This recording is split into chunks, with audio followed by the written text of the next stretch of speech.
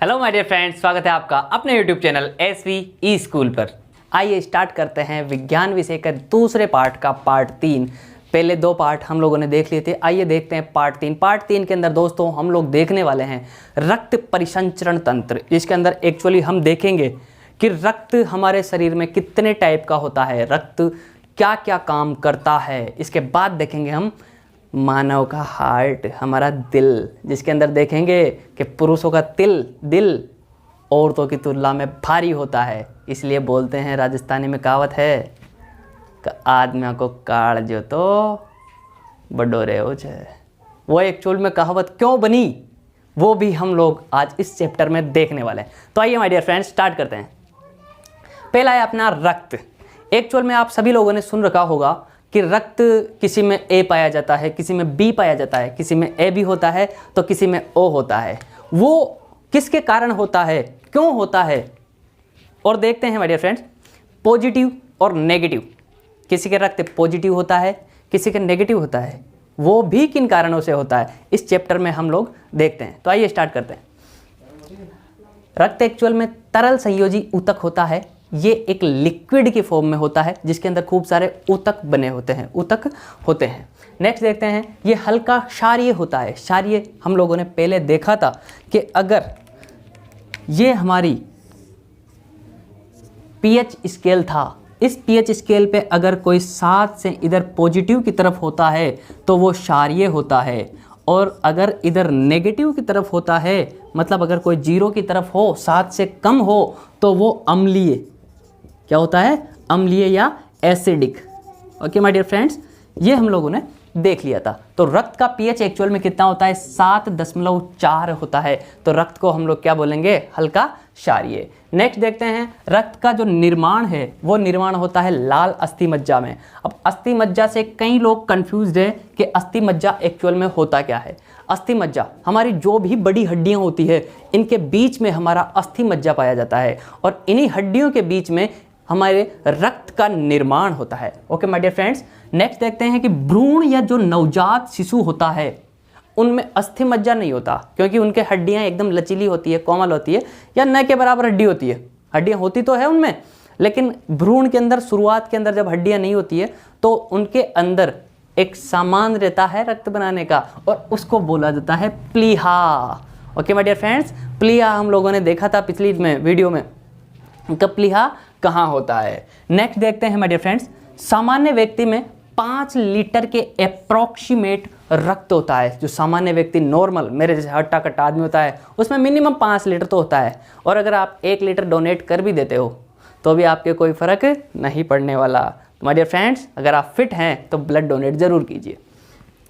Next है, रक्त में एक्चुअली 2 भाग होते हैं। पहला होता है प्लाज्मा, क्या होता है, प्लाज्मा, जो कि तरल भाग होता है। दूसरा होता है ठोस भाग, क्या होता है, ठोस भाग, जिसके अंदर ठोस भाग के अंदर कौन कौन सी हो गई, अपनी WBC, RBC और प्लेटिलेट्स, जिनको हम लोग श्वेत रक्त कणिकाएं, लाल रक्त कणिकाएं और बिंबाणु के नाम से जानते हैं। पहले देख लेते हैं प्लाज्मा।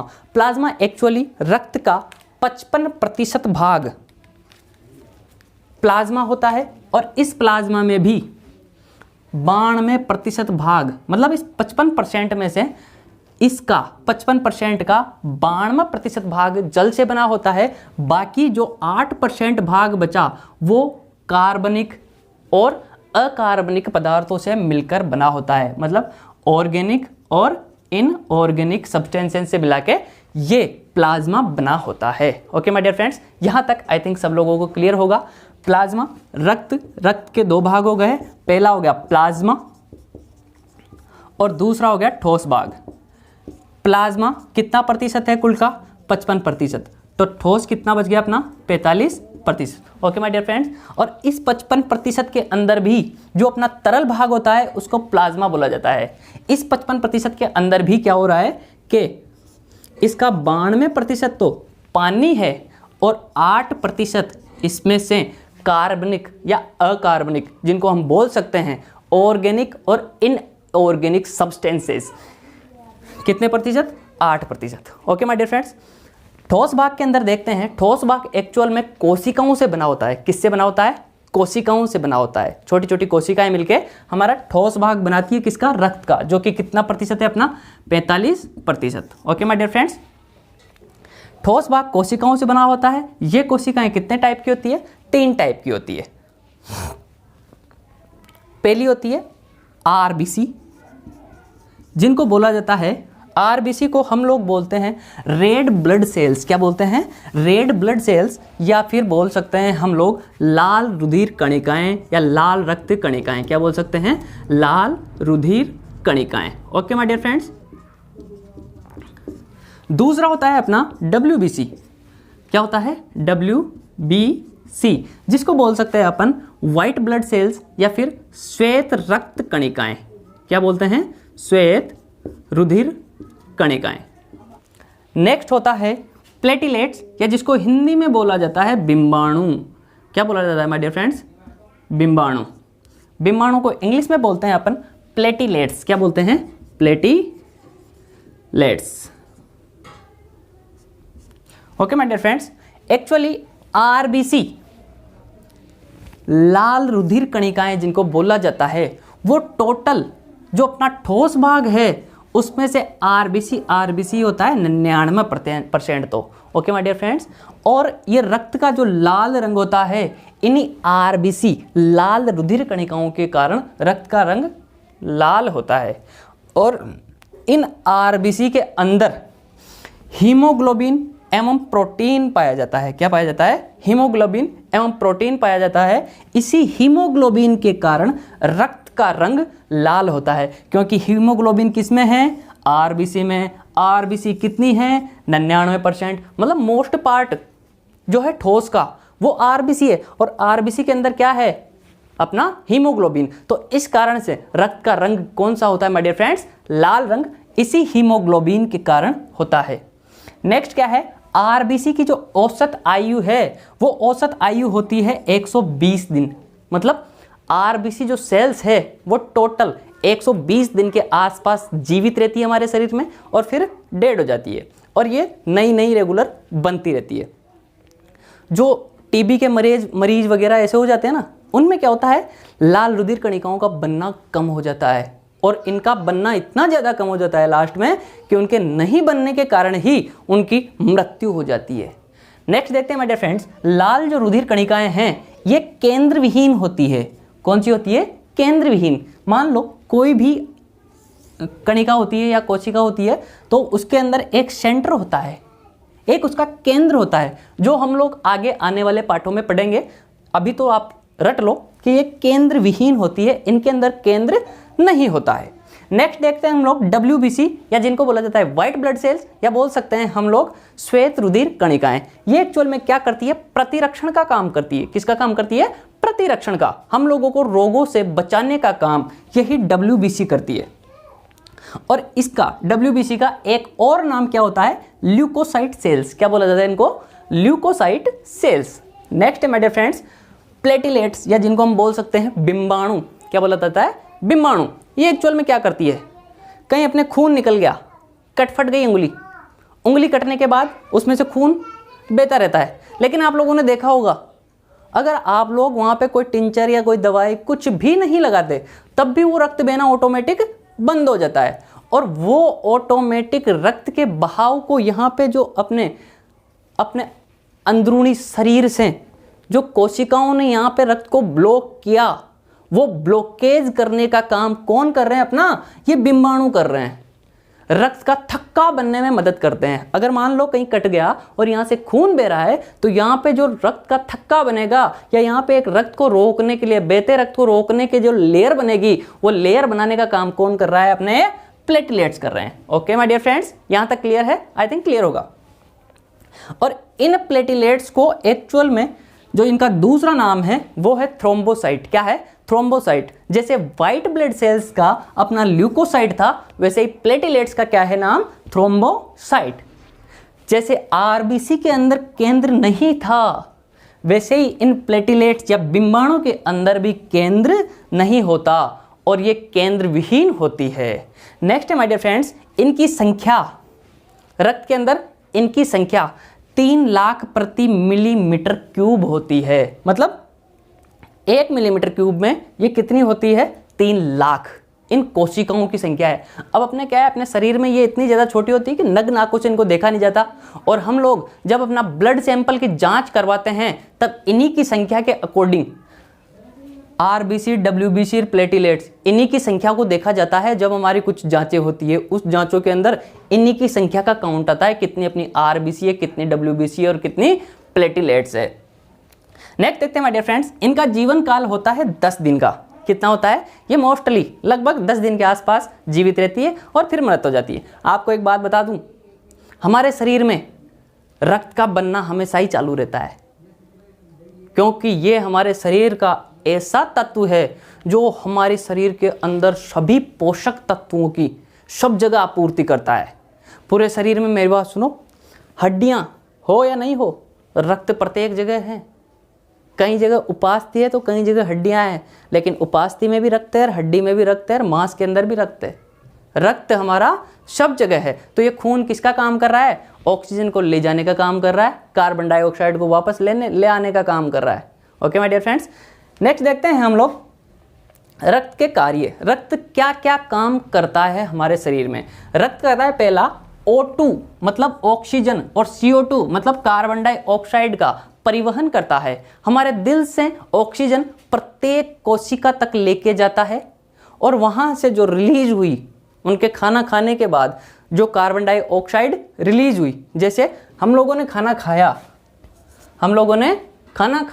खाना खाने के बाद जो वेस्टेज बचता है उसको हम लोग निकाल देते हैं। वैसे ही हमारी कोशिकाएं भी ऑक्सीजन किसके रूप में? खाने के रूप में लेती है और उसमें वेस्टेज क्या निकाल देती है? वो कार्बन डाइऑक्साइड वेस्टेज निकालती है। तो वो कार्बन डाइऑक्साइड वापस अपने हार्ट तक आता है, हार्ट से लंग्स में आता है और लंग्स के थ्रू बाहर निकल जाता है। ओके माय डियर फ्रेंड्स, यहां तक क्लियर है? नेक्स्ट है अपना, ये हमारे शरीर में पीएच का नियंत्रण करती है। कई बार हमारे शरीर में ब्लड के अंदर एसिडिटी हो जाती है, मतलब पीएच अनकंट्रोल हो जाता है, तो उसका नियंत्रण का जो कार्य है वो भी ब्लड के द्वारा या रक्त के द्वारा किया जाता है। नेक्स्ट है अपना तापमान नियंत्रण करना।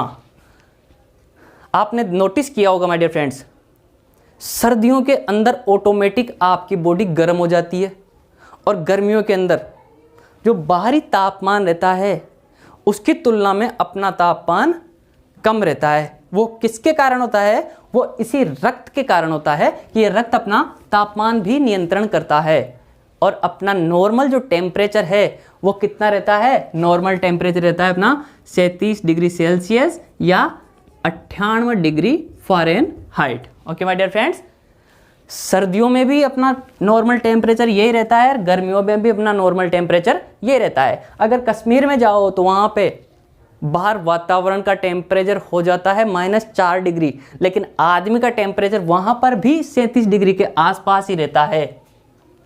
और इधर अपने राजस्थान की तपती लू के अंदर आ जाओ, जहाँ पे गर्मियों के अंदर टेम्परेचर पहुँच जाता है 55 डिग्री सेल्सियस, लेकिन वहाँ पर भी आदमी की जो बॉडी का टेम्परेचर है वो कितना रहता है? 37 डिग्री 37 डिग्री के आसपास। Okay my dear friends, next अपना ये पोषक तत्वों का परिवहन करता है।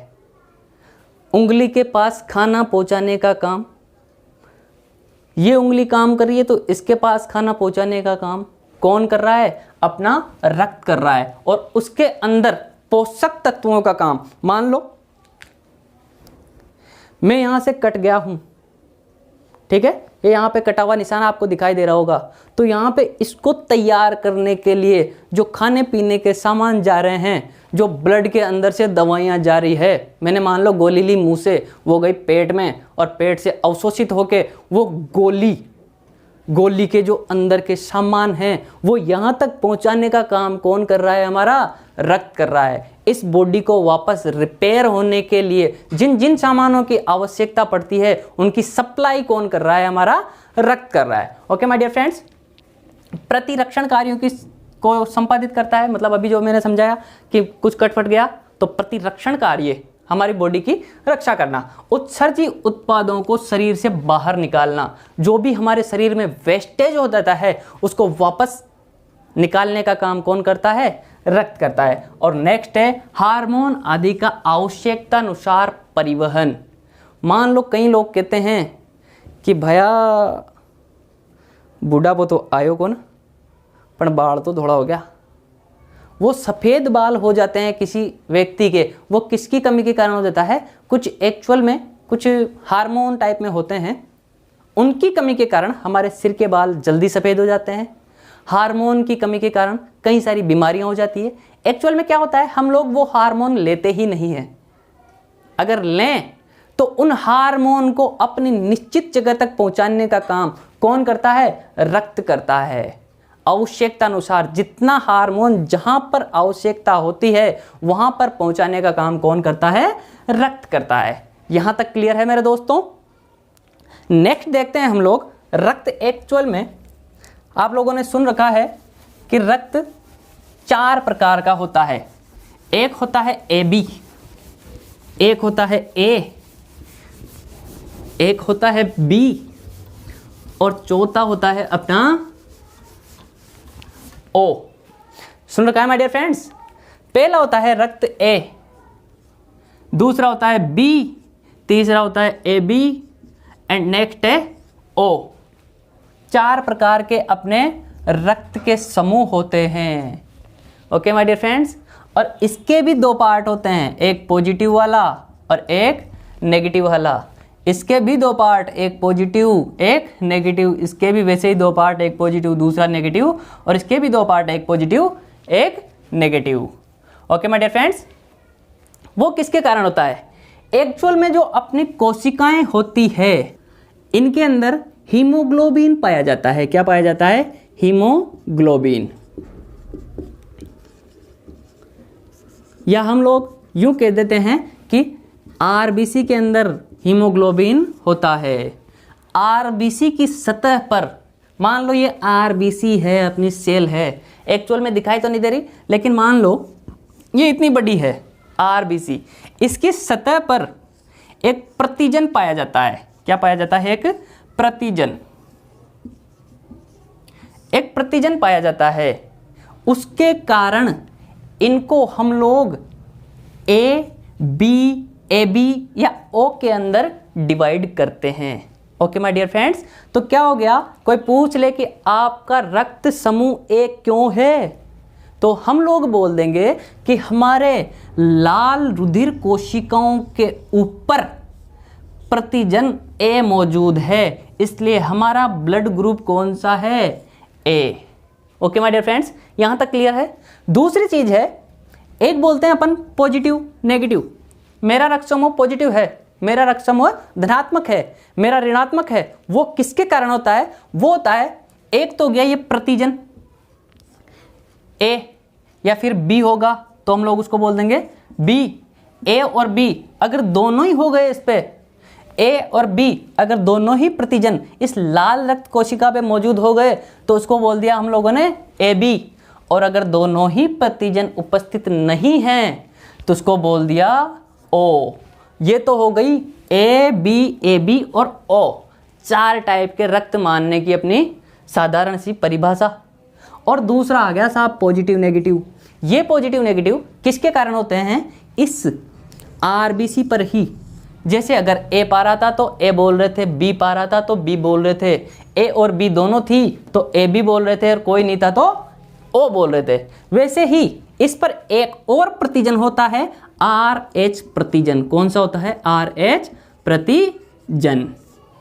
ओके माय डियर फ्रेंड्स, अगर ये रक्त पर प्रेजेंट रहता है, ये रक्त पर उपस्थित होता है, तो उसको बोलते हैं हम लोग पॉजिटिव। और अगर ये आर एच प्रतिजन रक्त पर, लाल रुधिर कोशिकाओं पर अगर ये उपस्थित नहीं होता तो रक्त को बोल देते हैं अपन negative. Okay my dear friends, यहां तक क्लियर है? नेक्स्ट देखते हैं